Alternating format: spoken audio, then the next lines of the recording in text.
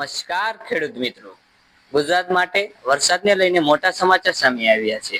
હવામાન મોડેલના અનુભવ મુજબ તારીખ 29, 30, 31, 1 અને 2 જૂન દરમિયાન રાજ્યોના અનેક વિસ્તારોમાં ભારેથી અતિ ભારે વરસાદ પડવાની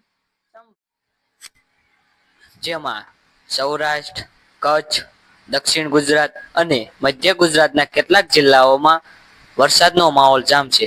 કેટલીક જગ્યાએ તેજ પવન ફૂંકાવાની તેમજ વીજળી પડવાની શક્યતા પણ વ્યક્ત કરવામાં આવી છે. તો આવા ભારે વરસાદની આગાહીના મુખ્ય મુદ્દા સામે આવ્યા છે. નદી નાળા છલકાવાની શક્યતા છે.